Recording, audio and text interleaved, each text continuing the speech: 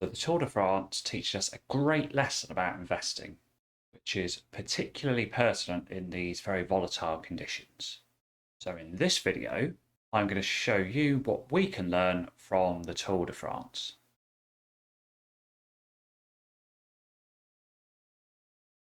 So welcome to Finance JCL. Are you worried about the stock market and the pending recession?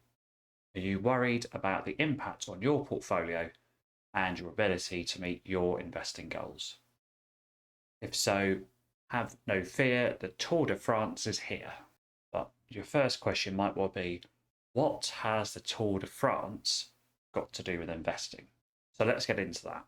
There have been over 100 editions of the Tour de France, and it's never been won by a rider that wins every single stage. And what's more, it never will. Similarly, with the stock market, we have over 100 years of stock market history. Now, even Warren Buffett, who could be seen as one of the biggest winners of all time, he doesn't win every single year. He doesn't outperform every year. But overall, he's certainly still a winner. So the Tour de France has three kind of key elements to it, three key stages. You have the flat stages, and this is where riders group together in that peloton, and they're sort of slipstreaming. They're all tightly bunched together, a bit like index trackers, really.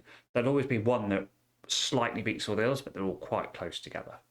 You then got the time trials, and this is where they're off individually every few minutes, and it's a pure race who can hit the fastest time.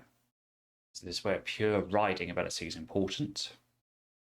Then you've also got mountainous stages, and that's where it's all about the endurance. You could think of, I think Tour de France has just over 20 stages usually. You could think of perhaps each stage as a year in the stock market. If you're going to be investing for 20 years, even longer, it's really impossible to have the physique of the Tour de France and also in the investor world to win every single stage. You're not going to win every year. You're not going to outperform 20 years in a row. But the way that a rider actually wins the Tour de France is they're really excellent in one of those three disciplines that I mentioned, those three types of stage, but then they're not bad in the others, and they work within their team to make sure they still perform reasonably in the other stages to keep them in it. So a kind of in investing, you could look at it as maybe Warren Buffett's rule 1, don't lose money, but don't completely lose in one of the stages because you'll get out, or you might have a bigger chance of being out. You could think of it as some holdings they'll massively outperform in certain conditions, but they won't outperform in all conditions. So different holdings perform well at different times, and you need them all together working as a team so that at the end of the day, you actually win. There isn't a singular holding that will outperform every single year on an ongoing basis. It just doesn't exist. Even Berkshire Hathaway hasn't outperformed every single year, and I think they've had years where they've been down 40 or 50% a couple of times. So that links us to the next kind of relevant point with the Tour de France. You've got to be prepared for pain, ready for pain. You need to endure pain, which I guess we could call a stock market crash. And you're probably going to have to endure that more than once if you're investing in the long term, so 20 or 30 years plus. So to invest successfully, you need to be able to endure pain. But overall, if you endure that pain, it will be worth it because you'll get the results that you want. So get your strategy together, stick with it, endure that pain. So like me, you're probably enduring pain at the moment with some of the price volatility. Of course, it brings opportunity as well, but for your existing holdings, it's bringing pain. Your portfolio values are dropping. So let's share the pain that we're all experiencing in the comment section, support each other. Yeah, let's look on the positive side, because things will change. So an interesting fact, actually, is that the Tour has previously won a small number of times by riders that have never won a single individual stage. So that shows that you can also win just by being really, really consistent. So that would be like, don't try and time the stock market by withdrawing and then going back in because you might miss the best days. Keep at it, be boring, be consistent. You can still win doing it that way. Now, in a similar vein, if you're more into funds, you will not find a fund manager who can outperform and win every single stage.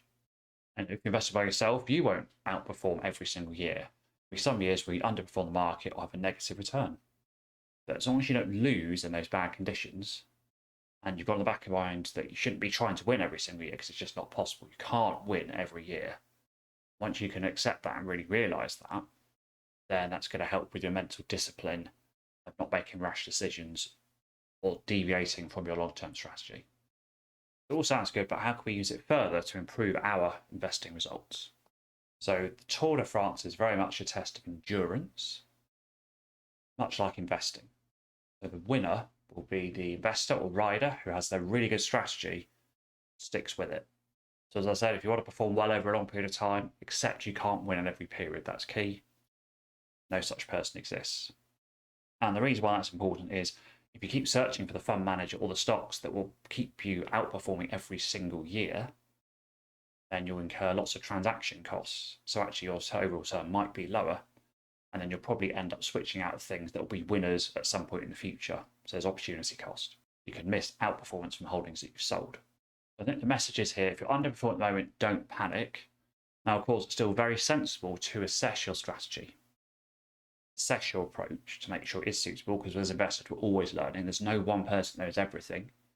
People still make mistakes. Even Warren Buffett still makes mistakes after all these decades. So keep assessing your approach, but with a clear head. And don't just assess it on your numbers, assess it on more the process. So why did I invest in that? Is that going to bring me what I want for my long-term goals? Do I need to adjust my strategy? Do I stick with it? Key thing is just don't make those rash decisions. And if you've got a good strategy, stick with it. Harry Smith goes into more detail about this sort of Tour de France analogy in his book, Investing for Growth. He explains it much more eloquently than I can. He goes into more detail about it. So the link for that's in the description below if you want to read that. There's a link for it on Amazon. Here it is. I found this book incredibly useful. Really great book, and it's helping me adjust my investment approach to improve it further. Now, in this video, I've only given you some of the information of the ways that I'm adjusting and improving my investment approach. If you really want to see how and why I'm adjusting my investment approach, you can't afford to miss the next video, which will appear here once I've uploaded it. Otherwise, enjoy my latest portfolio review, which hints at some of the changes that are coming down the line.